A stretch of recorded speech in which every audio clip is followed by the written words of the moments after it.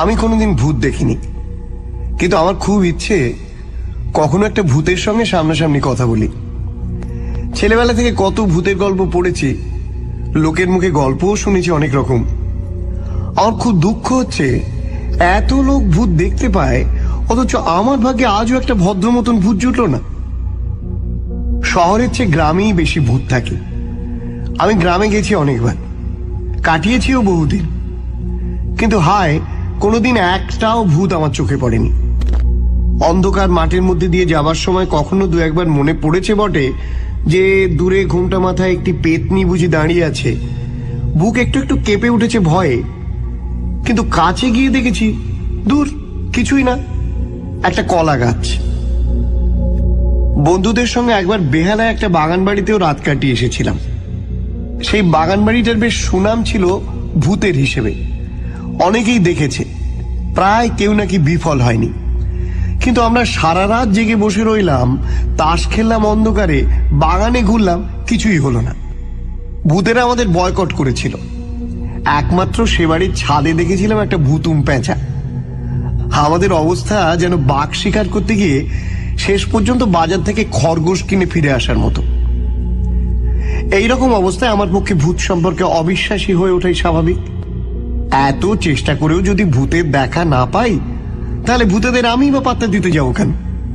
অর্থাৎ আমি যেমন ভূতে বিশ্বাস করি না, তেমনি ভূতেরাও আমাকে বিশ্বাস করে না। ভূতরাও আমাকে কখনো দেখেনি, সুতরাং আমাকেই বা তারা বিশ্বাস করবে কি করে? এ সত্ত্বেও অবশ্য ইংরেজি বাংলা ভূতের গল্প পড়তে আমার খুবই ভালো লাগে। মাঝরাত্রিরে একা থাকলে কখনো যে একটু একটু গা ছমছম করে না তাও নয়, কিন্তু লোকজনের সামনে আমি জোর গলায় ভূতের মুখপাত করি।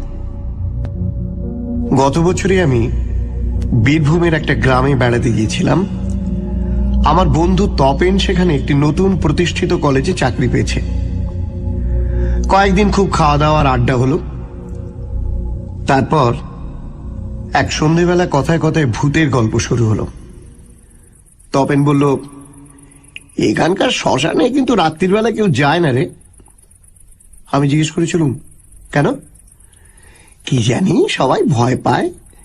এখানে রাত্রির বেলা কেউ মারা গেলেও সকালের আগে পোড়াতে পর্যন্ত নিয়ে যায় না, বুঝলি? বহু কাল ধরে এই নিয়ম চলে আসছে।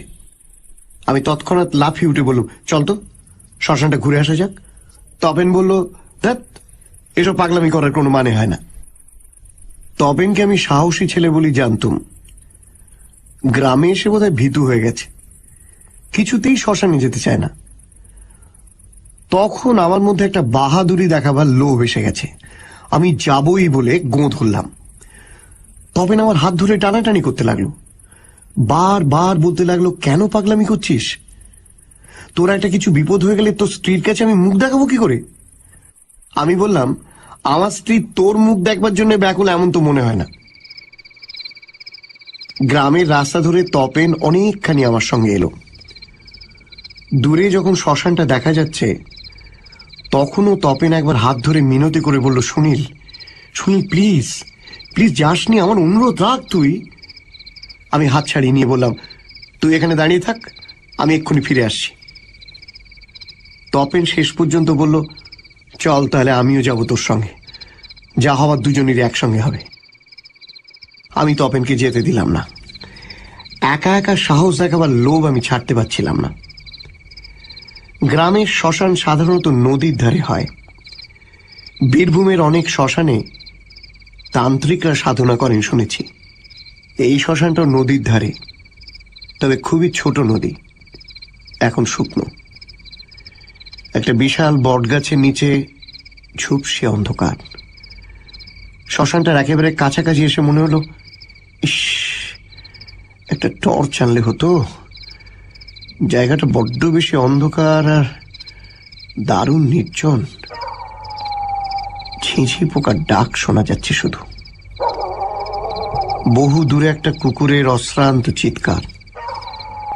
আমার চলার গতি কমে এলো। পেছন ফিরে তাকিয়ে দেখলাম তপেনকে আর দেখা যাচ্ছে না। একটা ভাঙা কলসির ওপর পা পড়তেই আমি ভয়ে লাফিয়ে উঠলাম। পরক্ষণে নিজেকে ধিক্কার দিলাম, আমি ভয় পাচ্ছি কেন? কিসের ভয় আমার? ভয় কাটাবার জন্য ফস করে একটা সিগারেট ধরালাম। তবু মনে জোর আসছে না। মনে হতে লাগলো ভূত না থাক, সাপ টাপ তো থাকতে পারে। আমার একটা টর্চ আনা উচিত ছিল। সিগারেটের সামান্য আলোয় কিচ্ছু দেখাও যাচ্ছে না। একটা একটা করে দেশলাইয়ের কাঠি জ্বালতে লাগলাম। কিছু পোড়া কাঠ, কয়েকটা ভাঙা হাঁড়ি আর একটা মাদুর ছাড়া কিছুই নেই। এখানে লোকে রাত্রে আসতে ভয় পায় কেন? কুসংস্কার ছাড়া কিচ্ছু না। ঠিক এই কথাটা চিন্তা করার সঙ্গে সঙ্গে আমি একটা খটখট আওয়াজ পেলাম। একটা মাটির হাঁড়ি যেন গড়াচ্ছে। চমকে ডান দিকে তাকাতেই দেখলাম দুটো জলজলের চোখ আর কি বিভৎস প্রাণী এগিয়ে আসছে আমার দিকে। নিজের কাছে স্বীকার করতে লজ্জা নেই, সেই মুহূর্তে আমি অসম্ভব ভয় পেয়েছিলাম। আমার গলা শুকিয়ে গেল, আমার পা কাঁপতে লাগলো। জীবনে কোনোদিন আর আমি হাঁটতে পারবো না, আমি কথা বলতে পারবো না। তক্ষুনি দূর থেকে তপেন ডেকে উঠল, সুনীল, সুনীল। সেই ডাকে সম্বিত ফিরে পেয়ে আমি দৌড়লাম।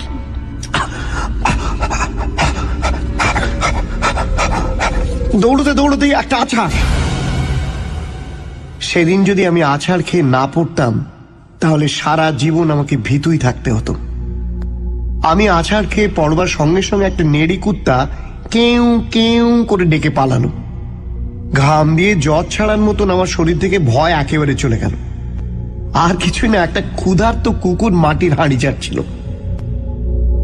বহুদিনের কুসংস্কার, অন্ধকার আর নির্জনতার জন্য সেটাকেই আমার মনে হয়েছিল অদ্ভুত কিছু। ভালো করে তাকাতে পর্যন্ত পারিনি। হেসে উঠলাম আমি হো হো করে। বিশেষত তপেনকে শোনাবার জন্য আমার হাসি আরো জোরালো হয়ে। তপেন হাঁপাতে হাঁপাতে এসে জিজ্ঞেস করলো, কিরে কি হয়েছে? আমি কই কিছু না তো। এবারও ভূতেরা আমাকে ভয় পেয়েছি, বুঝলি।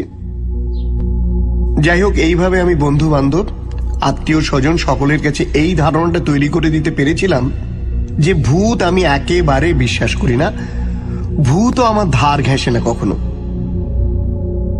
কিন্তু এর কিছুদিন বাদেই কলকাতা শহরে আমার জীবনে এমন একটা অভিজ্ঞতা হলো যার ঠিক ব্যাখ্যা আমি আজও জানি না। ভূত আমি আজও দেখিনি, তবে আমার ঘরের দরজার আড়ালে কে এসেছিল কে জানে। ব্যাপারটা গোড়া থেকেই বলতে হয়। বিয়ে করার পর আমি একটা সার সত্য জানলাম, মেয়েদের খুশি করতে গেলে একটা ভালো বাথরুমওয়ালা বাড়িতে থাকা দরকার। বিয়ের পর মেয়েদের কাছে স্বামীর যৌবন কিংবা পৌরুষ কিংবা টাকা পয়সা কিংবা খ্যাতি সবই তুচ্ছ হয়ে যায় যদি বাড়ির বাথরুমটা ভালো না হয়। আমার স্ত্রী শান্তা স্নান করতে সময় লাগে 40 থেকে 45 মিনিট। স্নানের ঘরটা তার একটা বিলাসিতার জায়গা। সুতরাং আমি যে ফ্ল্যাট ভাড়া করি, বাথরুমটা কিছুতেই তার মনের মতো হয় না। ফলে আমাদের গৃহশান্তি নষ্ট হবার উপক্রম। এই জন্য আমাকে ঘন ঘন বাড়ি বদলাতে হয়। কলকাতা শহরে পছন্দ মতন ফ্ল্যাট খুঁজে পাওয়াই দুষ্কর। তাছাড়া প্রত্যেকবার নতুন ফ্ল্যাট নিতে গেলেই ভাড়া বেড়ে যায়। কিন্তু এসব কথা শান্তাকে বোঝানো যাবে না। বাড়িতে ফিরে স্ত্রীর সঙ্গে ঝগড়াঝাটি করার বদলে ফ্ল্যাট খুঁজে বেড়ানো অনেক উত্তম কাজ। 3-4 বার বদলাবার পর দক্ষিণে লেকের ধারে আমরা একটা চমৎকার ফ্ল্যাট পেয়ে গেলাম। ছিমছাম, ছোটখাটো এবং পরিষ্কার, ঠিক যেন আমাদের জন্য তৈরি। ভাড়াও সাধ্যের মধ্যে। 2টি বাথরুম, একটা একটু সাধারণ গোছের হলেও শোবার ঘরের সঙ্গে লাগানো বাথরুমটি এক কথায় অনবদ্য। রীতিমতো বড় সাদা টালি বসানো, ধপধপে চকচকে। বাথরুমের জানলা দিয়ে দূরের মাঠ ও গাছপালা দেখা যায়। শান্তার দারুণ পছন্দ হয়ে গেল। পরের রবিবারই আমরা বাড়ি বদল করে ফেললাম। নতুন বাড়িতে এসে একদিন আমি আমার বন্ধু বান্ধবীদের নেমন্তন্ন করলাম। আর একদিকে শান্তা ওর বন্ধু বান্ধবদের একদিন নেমন্তন্ন করলো। রীতিমতো হই চই আনন্দে কাটলো কয়েকটা দিন। শান্তার সবসময় মন ভালো থাকে। আমি একটু বেশি রাত করে বাড়ি ফিরলেও বকুনি দেয় না। বুঝতে পারি সবই যেন ওই বাথরুমের গুণ। শান্তা এখন স্নানের সময়টা বাড়ি 1 ঘন্টা করেছে। শাওয়ারে নিচে দাঁড়িয়ে ও 2-3টি রবীন্দ্রসঙ্গীত শেষ করে। প্রথম ঘটনাটি ঘটল দিন 8 বাদে। আমরা ঘুমোই অনেক রাত করে, প্রায় সারা শহর ঘুমিয়ে পড়ার পর। আর একবার ঘুমিয়ে পড়লে সহজে আমার ঘুম ভাঙে না। আমি অঘরে ঘুমোচ্ছিলাম। হঠাৎ শান্তা আমাকে ঠেলা দিয়ে বলল, এই শুনছো? বেশ কিছুক্ষণ ডাকাডাকির পর আমার ঘুম ভাঙলো। ঘুম জড়িত গলায় আমি বললাম, কি? কে যেন দরজায় ধাক্কা দিচ্ছে। এত রাত্রে আবার কে দরজায় ধাক্কা দেবে? কিছু না, ঘুমোনি এখনো? ওই তো আওয়াজ হচ্ছে, শুনতে পাচ্ছ না? আমি কান পেতে শুনলাম। একটা আওয়াজ পাওয়া যাচ্ছে বটে, তবে খুব জোরে নয়। কেউ যেন খানিক দ্বিধা ও সংকোচের সঙ্গে দরজায় ধাক্কা দিচ্ছে, যাতে প্রতিবেশীদের ঘুম না ভাঙে। আমি বললাম, হাওয়ায় ধাক্কা লাগছিল বোধহয়। ও কিছু না, তুমি ঘুমিয়ে পড়ো। শান্তা বলল, মোটেই হাওয়ার ধাক্কায় ওরকম শব্দ হয় না। না, স্বামী হিসেবে একবার আমার দেখা উচিত, নইলে শান্তা আমাকে ভীতু ভাববে। কিন্তু শীতের রাত্রে বিছানা ছেড়ে উঠতে কার ইচ্ছে হয়? তবু উঠতে হলো। আলো জ্বালালাম। দরজা খুলে দেখলাম বাইরে কেউ নেই। বাইরে আলো জ্বেলে সদর দরজাও খুলে দেখলাম। সিঁড়িতে উকি দিলাম, না, কোথাও কেউ নেই। আমি একটু অসামাজিক ধরনের মানুষ। বহুদিন অনেক রাত পর্যন্ত বাইরে ঘোরাঘুরি করি। আমার বন্ধুরাও কখনো কখনো মাঝরাত্রে এসে আমার বাড়িতে হাজির হয়। সেই রকম কেউ এসে দরজায় ধাক্কা দিলে অবাক হওয়ার কিছু ছিল না।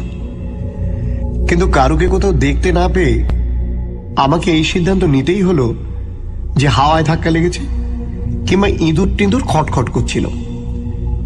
ফ্ল্যাটের মধ্যে ইঁদুর থাকা তো ভালো কথা নয়। শান্তা ইঁদুর দেখলে খাটের ওপর লাফিয়ে ওঠে। কাল সকালে এর একটা কিছু করতে হবে। আলো টালো নিভিয়ে আবার ফিরে এলাম। শান্তাকে একটু মৃদু বকুনি দিয়ে বললাম, কোথাও কিছু নেই, শুধু শুধু ঘুম থেকে জাগালে আমাকে। শান্তা লজ্জা পেয়ে আমাকে খুশি করার জন্য বলল, এই সিগারেট খাবে? সিগারেট দেশলাই এনে দেব? আমি বললাম, না থাকি, ইচ্ছে করছে না। আবার শুয়ে পড়লাম। সবেমাত্র ঘুমে চোখ জড়িয়ে এসেছে, এই সময় আবার দরজার শব্দ, এবার একটু জোরে। শান্তা এবার রীতিমতো ভয় পেয়ে চেঁচিয়ে উঠল। আমি গম্ভীরভাবে বললাম, কাল সকালে বেটাকে ঠান্ডা করব। শান্তা আরো ভয় পেয়ে জিজ্ঞেস করলো, কে? কাকে? ইঁদুর। ইঁদুর কখনো এত জোরে আওয়াজ করতে পারে? ইঁদুর যে কি পারে আর কি পারে না তাকে আমার পক্ষে জানা সম্ভব? নিশ্চয়ই মস্ত বড় ধেড়ে ইঁদুর। শান্তা বলল, শব্দটা বাথরুমের দরজা থেকে আসছে। এই একটা গুরুতর ব্যাপার। শান্তার প্রিয় বাথরুমে যদি ইঁদুর থাকে তাহলে তো সাংঘাতিক কথা। আবার আমাকে ফ্ল্যাট খুঁজতে হবে। সুতরাং উঠতেই হলো। আগের বার আলো জ্বালার সঙ্গে সঙ্গে শব্দটা থেমে গিয়েছিল। এবার অল্প অল্প শুনতে পেলাম। আমি ইঁদুর তাড়াবার ভঙ্গিতে হুস হুস করলাম। তবু আর একবার শব্দটা হলো। বাথরুমের দরজা বাইরে থেকে ছিটকিনি বন্ধ। আমি দরজা খুলে দেখতে যাচ্ছি, শান্তা আমাকে চেপে ধরল। ভেতরে যদি কেউ থাকে? সুতরাং কণ্ঠস্বর মোটা করে ধমকেশ্বরে জিজ্ঞাসা করলাম, কে? ভেতরে কে? আর কোনো সাড়া শব্দ নেই। শান্তা বলল, আমার ভয় করছে, আমার ভীষণ ভয় করছে। ভয় পাওয়া মেয়েদের স্বভাব। অনেক সময় ভয় হলে মেয়েদের মানায়, কিন্তু স্ত্রীর সামনে যে স্বামী সাহস দেখায় না তার জীবন ব্যর্থ। আমি বীর দর্পে শান্তার হাত ছাড়িয়ে দরজাটা খুলে ফেললাম। কেউ ছুটে বেরিয়ে এসে আমাকে ধরল না। একটু অপেক্ষা করে বাথরুমের মধ্যে মুখ বাড়িয়ে দেখলাম, না, কেউ নেই, কোনো ইঁদুরও না। ভালো করে সব জায়গাটা পরীক্ষা করার পর আমি শান্তাকে ভেতরে রাখলাম। শান্তাও দেখল বাথরুমের কোথাও বড়সড় ইঁদুরে লুকিয়ে থাকার সম্ভাবনা নেই। শান্তা বলল, তাহলে কিসের শব্দ বলো তো? হাওয়া ছাড়া আর কে হবে? হাওয়ায় কখনো এরকম শব্দ হয়? যাকে কালকে সকালে সেটা চিন্তা করা যাবে। ভেতরে তো কেউ নেই দেখা গেল, সুতরাং ভয়ের কিচ্ছু নেই। আবার সব দরজা টরজা বন্ধ করে আলো নিভিয়ে শুয়ে পড়লাম দুজন। বেশ কিছুক্ষণ দুজনে আর কথা না বললেও দুজনেই আসলে কান খাড়া করেছিলাম আর কোনো শব্দ শোনা যায় কিনা। আর শব্দ হলো না। শান্তা ঘুমিয়ে পড়ার পর আমিও ঘুমোলাম। পরদিন সকালে উঠে শান্তা আর আমি দুজনে মিলে আবার বাথরুমটা তন্ন তন্ন করে খোঁজ করলাম। না, সেখানে কোনো রকম সন্দেহজনক কিছু নেই। দিনের আলোয় অনেক কিছুই স্বাভাবিক মনে হয়, রাত্রির বেলা অনেক ছোটখাটো শব্দ খুব জোরে শোনায়। সুতরাং দরজা ধাক্কানোর ব্যাপারটা সেই রকমই কিছু একটা হবে, এই রকমটা ভেবে নিতে হলো। ব্যাপারটা আমি তেমন গুরুত্ব না দিলেও সেদিন আমি বাড়ি ফিরে এলাম সন্ধে হতে না হতেই। শান্তা খুব খুশি হলো। আমরা একসঙ্গে বেরিয়ে একটা সিনেমা দেখে এলাম রাত্রি শোতে। সারাক্ষণ আমরা গত রাত্রির ঘটনা নিয়ে কোনো আলোচনাই করিনি। শুতে যাওয়ার আগে শান্তা বলল, জানো, ঠিকই যে বলছিল এই ফ্ল্যাটটায় নাকি খুব ঘন ঘন ভাড়াটে বদলায়। আমি জিজ্ঞেস করলাম, কেন? তা জানি না, আগের ভাড়াটেটা নাকি মাত্র 15 দিন থেকেই চলে গেছে। ভাগ্যিস গেছে, নইলে এমন চমৎকার ফ্ল্যাটটা আমরা পেতাম না। ফ্ল্যাটটা তো ভালোই, কিন্তু কিন্তু আবার কি? আর যদি আবার শব্দ হয়, কালকেই আমি ইঁদুর মারার ওষুধ কিনে আনবো। শান্তাকে আমি হাসি ঠাট্টাই ভুলিয়ে রাখলাম। তারপর এক সময় ও ঘুমিয়ে পড়ল। আমি একটা বই খুলে জেগে রইলাম। বারবার তাকাচ্ছি দরজার দিকে, যেন আমি কারো প্রতীক্ষা করছি। সে এসে দরজা ধাক্কা দিলেই যেন আমাকে খুলে দিতে হবে।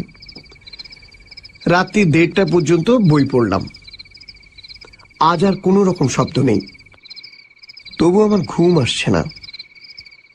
রাস্তা দিয়ে মাঝে মাঝে দুটো একটা গাড়ি যাচ্ছে, এছাড়া থমথম করছে রাত। বাথরুমের দরজাটার দিকে তাকালেই আমার মনে হচ্ছে ওপাশে যেন কেউ দাঁড়িয়ে রয়েছে।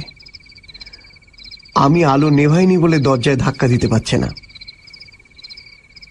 কোনো একটা কিছু সম্পর্কে বেশিক্ষণ ভাবলেই এইরকম সব চিন্তা আসে।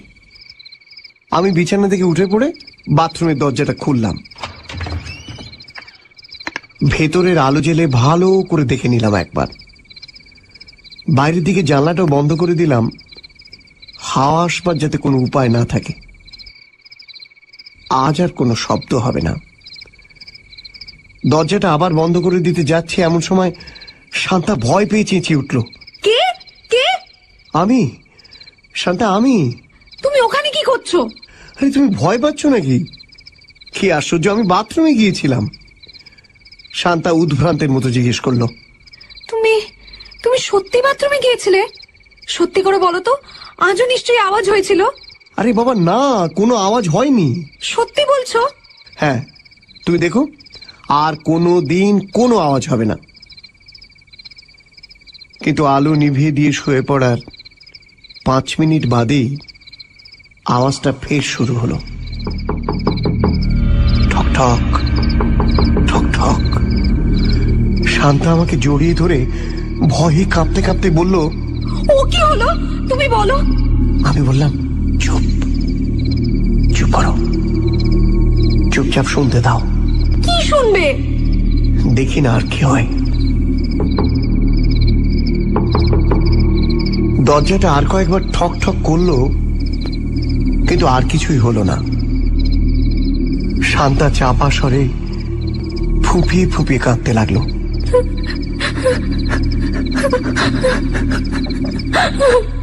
আমি বললাম, একটা রাত জেগে থেকে দেখা যাক না কি হয়। শান্তা বলল, তুমি ঠিক ঘুমিয়ে পড়বে। তুমি ঘুমিয়ে পড়লে আমি ভয় মরে যাব। না না, ঘুমোবো না। আর একটা কাজ করা যায়, বাথরুমের দরজাটা খুলে ফাঁক করে রাখা যায়। উঠে তাই করলাম। শোবার ঘরের পাশের বাথরুমের দরজাটা খুলে রাখা শান্তার একেবারে পছন্দ নয়, কিন্তু অতি কষ্টে ওকে রাজি করালাম। আর কোনো শব্দ হলো না। রাতটা কেটে গেল। সকালে উঠে শান্তা বলল, এর একটা ব্যবস্থা না করলে তো চলে না। এভাবে কি প্রত্যেকটি রাত না ঘুমিয়ে কাটাবো নাকি? যত রকম ব্যাখ্যা দেয়া যায় সব কটাই আমি শান্তাকে শোনালাম। যেমন বাতাসের ধাক্কা তো হতেই পারে, তাছাড়া হঠাৎ কোনো গাড়ির ঝাঁকা নিতে, কিংবা এ বাড়ির অন্য কোনো ফ্ল্যাটের দরজা বন্ধ করার সময় নিশ্চয়ই দরজাটা কেঁপে ওঠে। শান্তা বিশ্বাস করল না। দরজাটার গায়ে হাত দিয়ে বলল, দেখছো কিরকম দরজা, এমনিতে কিছুতেই নড়তে পারে না। আমি বললাম, ঠিক আছে, লক্ষ্য রেখো তো দিনের বেলা কোনো আওয়াজ হয় কিনা। সেদিন বন্ধু বান্ধবের পাল্লায় পড়ে আমার বাড়ি ফিরতে অনেক রাত হয়ে গেল। বাড়ির বাইরের জগৎটার সঙ্গে একবার জড়িয়ে পড়লে তখন আর বাড়ির কথা মনে থাকে না। সিঁড়ি দিয়ে ওঠার সময় একটু অবাকই বোধ করলাম। শান্তা অনেকক্ষণ একলা আছে। রাত 11টা বেজে গেছে। 2-3 বার কলিং বেল টিপলাম, দরজা খুলে না। শান্তা কি ঘুমিয়ে পড়ল? বেল টিপতে টিপতেই আমি ডাকলাম, শান্তা, শান্তা। একটু বাদে দরজা খুলল। শান্তার চোখে জল। এটা আমার কাছে একটা নতুন ব্যাপার। দেরি করে বাড়ি ফিরলে শান্তা মাঝে মাঝে বেশ বকাবকি করে, কিন্তু প্রথমেই তো কাঁদে না কখনো।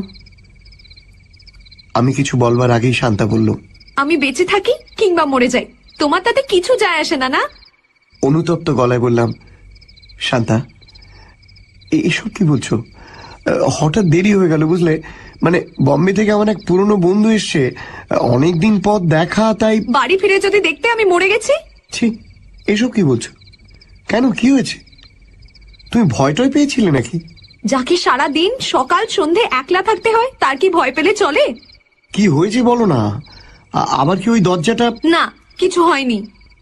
কাছে গিয়ে শান্তার মাথায় হাত দিয়ে বললাম, লক্ষ্মীটি, রাগ করো না, আর একদিনও আমি দেরি করব না। এরকম কতবার বলেছো? জানো এই ফ্ল্যাটে একটি মেয়ে আত্মহত্যা করেছিল। যা, আমাকে আজ 2-3 জন বলল। মেয়েটি আমারই বয়সী ছিল, খুব সুন্দর দেখতে। জেগে রাত্রিবেলা আর ওইসব গল্প বলতে হবে না। শোনো, আমি বাইরে থেকে খেয়ে এসছি, খাবো না, শুয়ে পড়া যাক। আজ রাত্রিটা ভালো করে ঘুমোতে হবে। শান্তার কোনো কথা বলল না, কিছুক্ষণ গম্ভীর হয়ে রইল। জামা কাপড় বদলে আমি শুয়ে পড়ার জন্য তৈরি হলাম। শান্তা বলল, আমি বাথরুমে যাব, কিন্তু আমার ভয় করছে। আমি হাসতে হাসতে বললাম, আরে এর মধ্যে ভয় পাচ্ছ? আলো জ্বলা রয়েছে, আমি জেগে আছি তো। শান্তার গলার আওয়াজটা যেন বদলে গেল। অদ্ভুতভাবে বলল, আমি বাথরুমে গেলে তুমি বাইরে থেকে দরজা বন্ধ করে দেবে না তো? আমি চমকে গিয়ে বললাম, এ কি বলছো তুমি? দরজা বন্ধ করে দেবো কেন? সত্যি করে বলো, দরজা বন্ধ করে দেবে না? তুমি আমাকে বাথরুমে আটকে রাখবে না? বলতে বলতে শান্তা হু হু করে কেঁদে ফেলল। কিরকম যেন পাগলের মতো হয়ে গেছে ও। আমি ওর দুহাত ধরে ঝাঁকুনি দিতে দিতে বললাম, শান্তা, এই শান্তা, কি হলো? কি কি বলছো এসব? তুই তুই আমাকে বিশ্বাস করো না? শান্তা কোনো ক্রমে নিজেকে একটু সামলে নিয়ে তারপর আস্তে আস্তে বলল, জানো, সেই মেয়েটির স্বামী রাগ করে একদিন তাকে বাথরুমের মধ্যে আটকে রেখেছিল। মেয়েটি কত ধাক্কা দিয়েছে, তবু খোলেনি। তখন লজ্জায় অপমানে মেয়েটি আত্মহত্যা করেছিল। আমি ধমক দিয়ে বললাম, যত সব গাঁজাখড়ি গল্প। সেই মেয়েটি বুঝে এসে রোজ ধাক্কা দেয়, তা দেয় তো দিক না, আমাদের তো কোনো ক্ষতি করে না সে। অনেকক্ষণ ধরে আমি শান্তাকে বোঝালাম। তারপর একসময় শুয়ে পড়ল। আমি আলো নিভিয়ে চুপ করে দাঁড়িয়ে রইলাম বাথরুমের দরজার পাশে। আলোতে প্রেতাত্মারা থাকে না শুনেছি। সেই দক্ষিণী মেয়েটি যদি দরজা ধাক্কাতে আসে, আমি অন্ধকারেই তাকে দরজা খুলে দেখব। প্রায় ঘন্টাখানেক দাঁড়িয়েছিলাম, কিছুই হলো না। কোনো শব্দ নেই। তারপর ক্লান্ত হয়ে বিছানায় শোয়া মাত্রই দরজায় একটা আওয়াজ হলো। শান্তা সঙ্গে সঙ্গে চেঁচিয়ে উঠল, ওই যে আবার!